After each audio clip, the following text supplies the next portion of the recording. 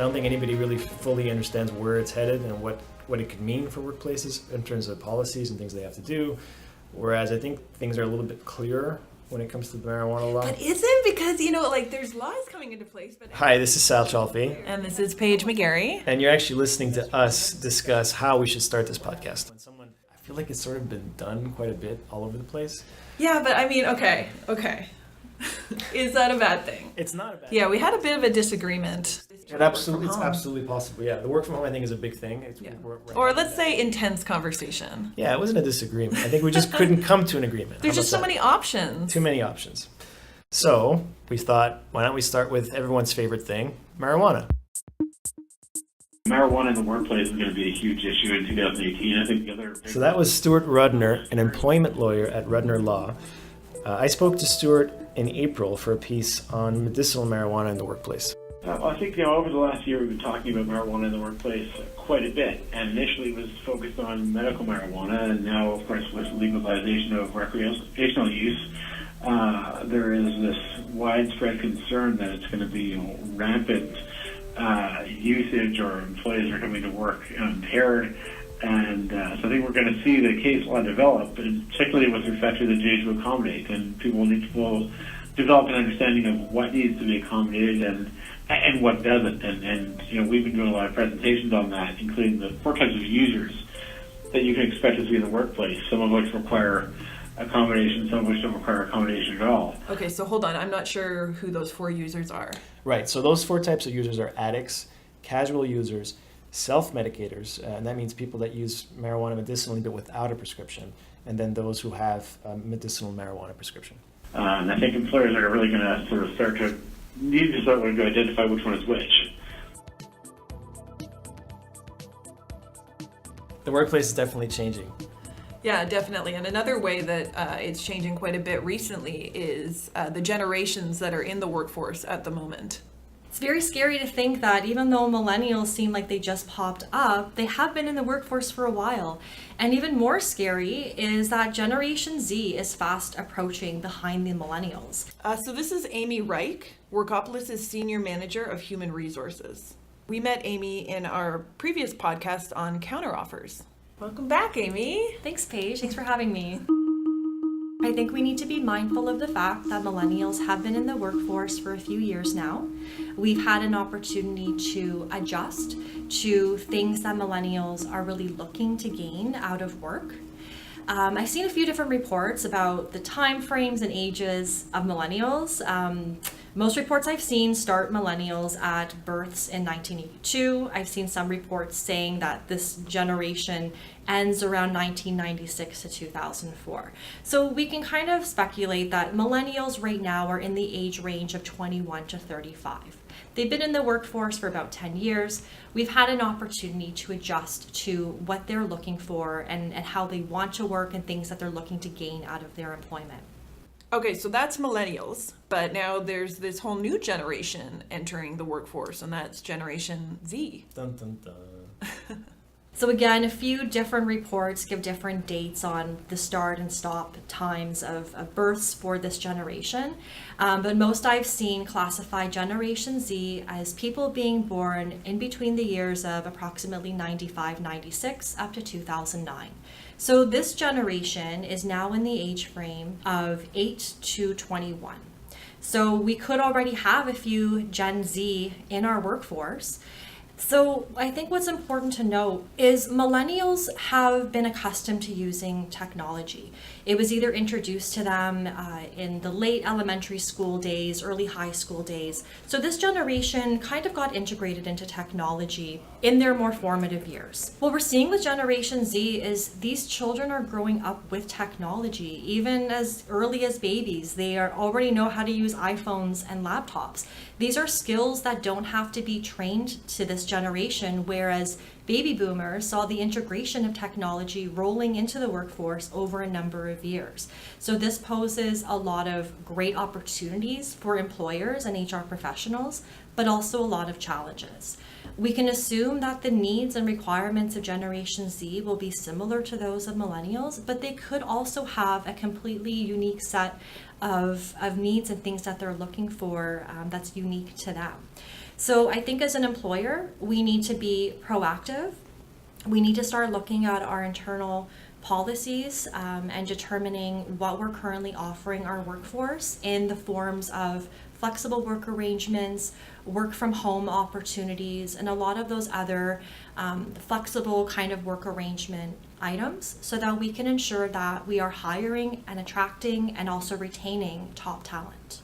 I think it's really interesting as well to think about the fact that we still have baby boomers in the workforce, and once Generation Z enters the workforce more fast and furious in the next 1 to 2 years, we are about to have 5 generations in the workforce at the same time, all with very different needs and requirements. So I think that's something that we need to give some thought to.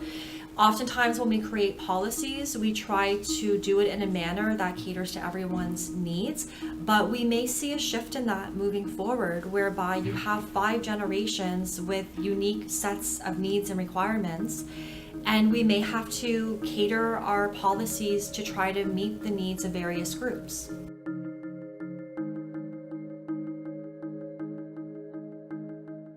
So Amy touches on a point here that we keep hearing, and that's really that people of all generations want more flexibility. Off-site, on-site flexibility. Remote is a huge thing. You might remember this voice from our Counter Offers podcast. It's Jillian Singerman, who's the senior recruiter at Creative Circle. Like 8 out of 10 candidates, whether it's a full-time job or even, a 6 to 12 plus month contract, it will sweeten the pot if you're offering some flex hours or work from home days. And are you finding more companies are open to that? Slowly but surely. Yeah. The larger, more corporate companies, no, they're not jumping on this trend. But startups, mature startups, even some agencies, I think location is a big thing. If you're a downtown agency, you're probably not going to have work from home days. If you are a great agency, but you're in an outskirt, right, you probably will offer some, flex days. Okay. Because you want great people.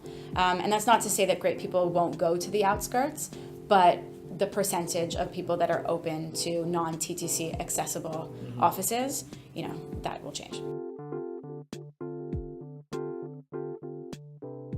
So more and more people are looking to work from home and to have remote positions. And it's something we've actually talked about in the office here. Yeah, absolutely. But the challenge is it's not always easy for companies to offer that. There's issues involved, there's logistics, there's lots of things that you have to think about. Yeah, absolutely. And it's part of a bigger trend of companies and employers kind of needing to learn how to be a bit more flexible and kind of roll with the punches a bit more.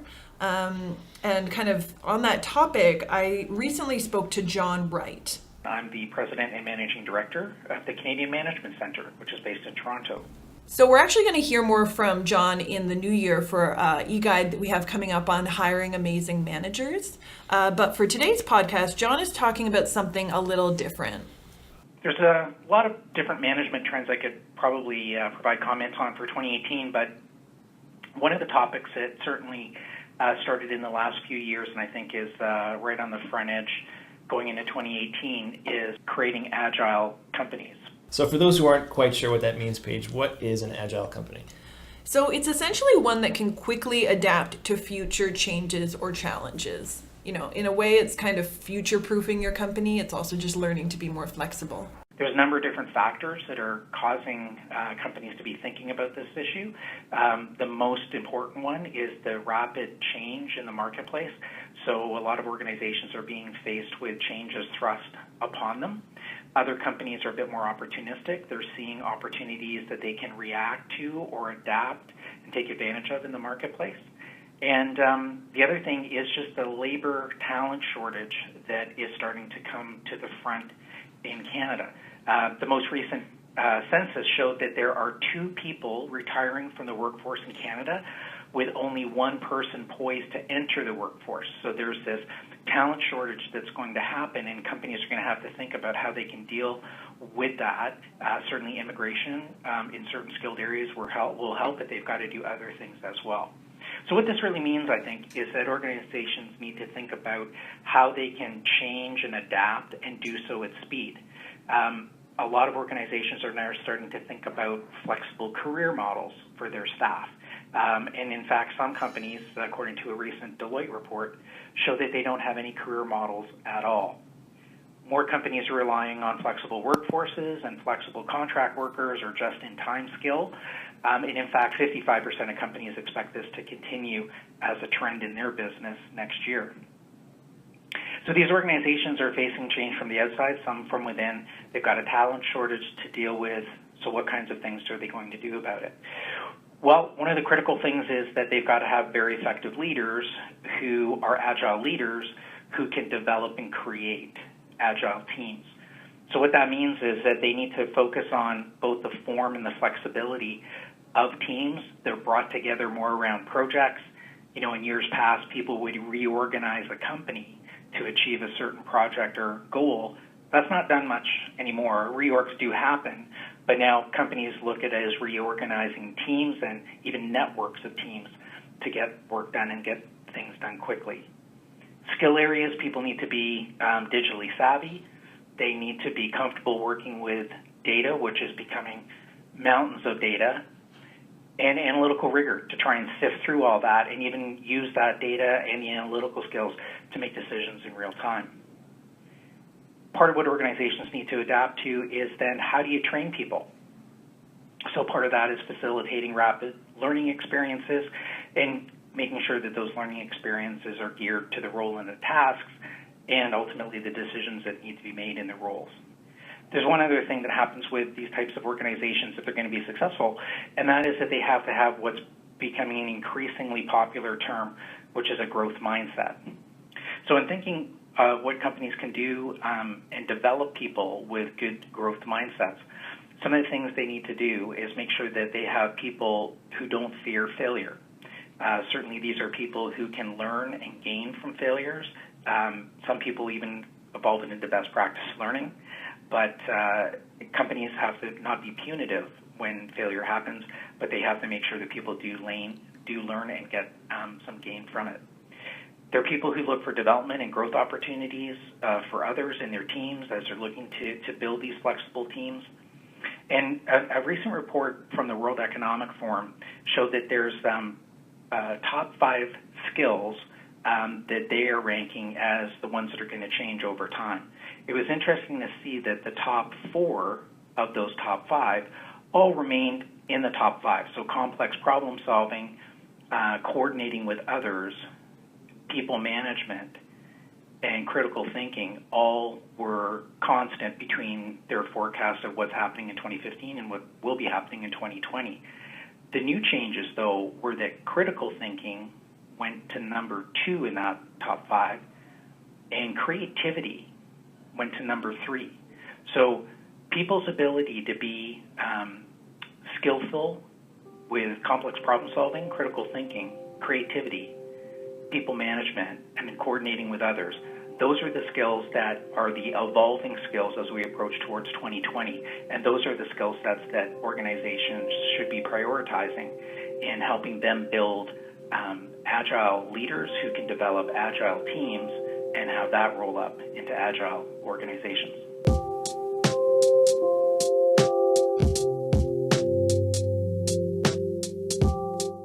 So skills training is definitely something that all small business owners should be focusing on, but specifically people tend to overlook soft skills, right, Paige? Absolutely. Do you think we need to define soft skills, or is that... I think we do. Okay. Yeah. So soft skills are kind of the intangible skills that are harder to kind of list on your resume, but are super, super important in the workforce. You know, something like empathy or communication. Yeah, and that kind of plays into the next forecast. I think 2018 is going to be a big conversation year. This is Lisa Taylor. I'm the president of Challenge Factory and the Center for Career Innovation. Lisa also recently wrote a book called Retain and Gain, Career Management for Small Business, and that's something that we featured on the blog earlier this year. The whole topic of how work is changing and the world of work is changing really starts to take shape and take hold and not just be a discussion, but we actually start to see some significant changes. I think that the conversation in Canada and in Ontario around the minimum wage discussion and having that be implemented, especially through the small and medium-sized business sector, will cause business owners, business leaders, and employees to really think about the value of work and to have more conversations where the relationship between the employer and the employee get attention that in the past may not have been a priority area. We see that business owners and employees are shifting in the way that they relate to each other, but they're not necessarily talking to each other about those shifts. They're just happening simultaneously. And I think career conversations between employees, whether they're full-time staff, part-time staff, contracted labor, part of the freelance economy, I think the conversations between the people who are working inside of the organization and the leaders of the organization to be focused on how there's an alignment or what's of interest in the future goals and desires of the employee and aligning that with the future goals and desires of the organization. I think those conversations are going to really come to the front. And we're going to need new skills in how we navigate and speak to each other about the relationships that we have as employers and employees going forward into the future of work. I think the first step in employers and employees to gain the skills that they need in order to have these new kinds of conversations and new kinds of relationships really comes first from a recognition that the relationship has shifted. So in our work, we track 5 drivers that are shaping how the world of work is changing now and in the future, and career ownership is the second of the 5 drivers, that relationship between employer and employee. And at the moment, there's a lot of discussion that takes place around work-life balance, around stress in the workplace, around finding meaning and passion in the work that you do.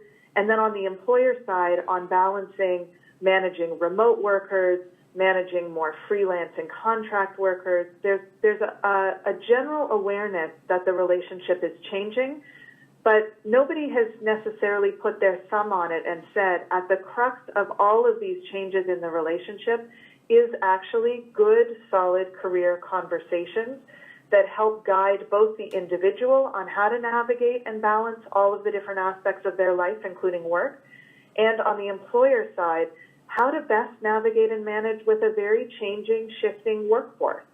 So there are ways to be able to gain those kinds of skills, but the very first step before you can even gain the skills is to recognize that paying attention to those career conversations, recognizing that that relationship has changed, is the first step of knowing that you need to even take a look at the skills that you have and update the tools that you use. In closing, I think the final thought that I would leave in terms of predicting for the future is the only way that the future actually starts to take shape and make sense is if we continue to talk, if we continue to have dialogue, if we all share each of our different perspectives as the world shifts around us.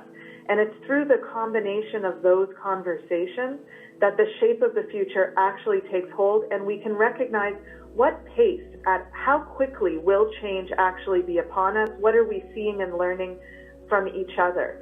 And I mention the importance of these conversations because too often we just rely on headlines that may fly past us or a particular data point that strikes us and becomes interesting. We build our perspective around that one piece of information. Because there are 5 drivers that are changing the way the world of work is changing, and it's infecting everything that we take a look at and do in terms of our work and life, we need to keep talking with each other and learn what are you seeing and how are you experiencing work and what are you integrating in terms of new practices that I hadn't thought of. How are you using technology? It's only through these conversations that we actually get the full picture.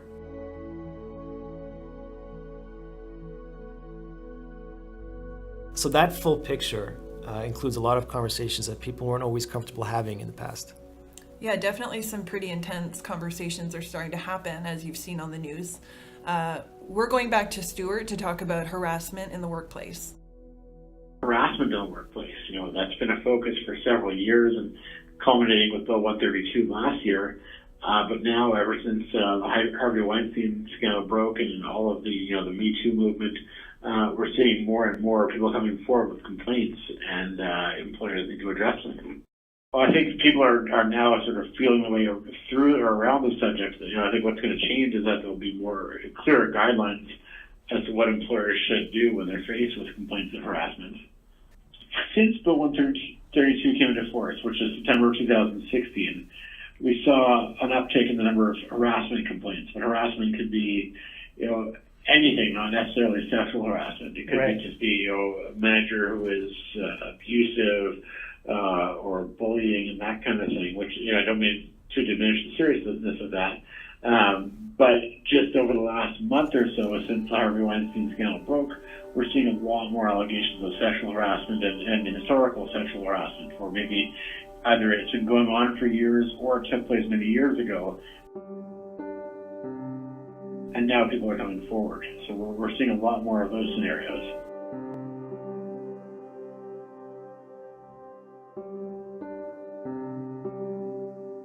Well, that's definitely a huge issue, and we're going to be exploring that much more in the year ahead, as well as this next forecast, and that's all about technology, and more specifically, automation. The long-term trend for the labor markets is a move towards automation. This is futurist Richard Warzel. Automation is going to displace a lot of people from jobs, and it's going to continue to create a sense of peril, which is going to mean that people who are employed, many people, not all people, but many people who are employed, won't feel that they have much in the way of standing in order to renegotiate their wages or to ask for more money. Mm-hmm. Now, automation is an issue that is getting a lot of play right now, and there are two fundamental schools, and I think we may have talked about this before. We did, actually. For more, you can check out our full podcast on Richard's workplace predictions from the fall. You've got, on the one hand, you have the techno-weenies, and on the other hand, you have the neo-Luddites. The Luddites originally come from, I think, the 17th century when automated weaving started to come in and displace home cottage weaving.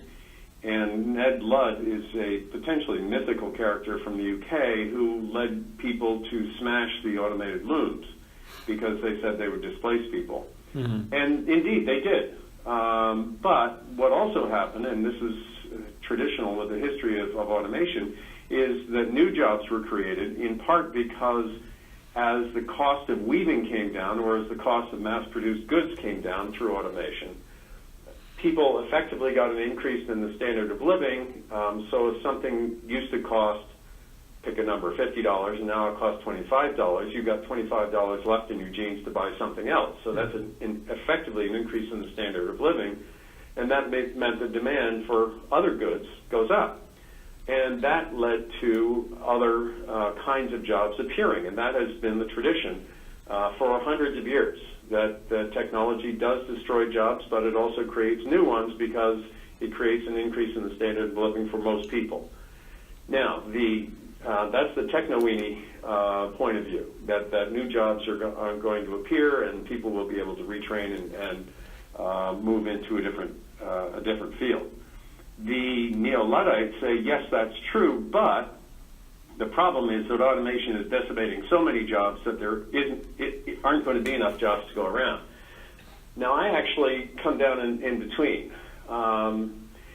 It is true that automation is decimating jobs, and it is also true that new jobs are being created.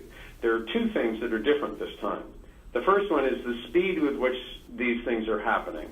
The jobs are being destroyed very quickly and far faster than people have the ability to adapt. Mm-hmm. So somebody, for example, it used to be a major tire factory in Galt, Ontario, now Cambridge, and it was closed because it was the least productive plant in the company's portfolio around the world. So a factory foreman who'd worked there for 30 years and was 50 years old is not going to go off and become a website designer. He doesn't have the background or the skills. So the skill set is different, and the speed with which change is happening is different. So that means that people are going to be put out of work by automation and may not have good alternatives, even if there are new, better jobs becoming available.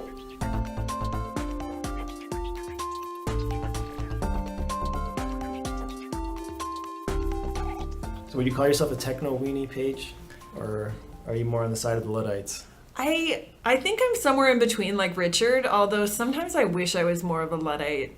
Sometimes Really? it gets, I find as every year goes by, I'm more and more overwhelmed by it all.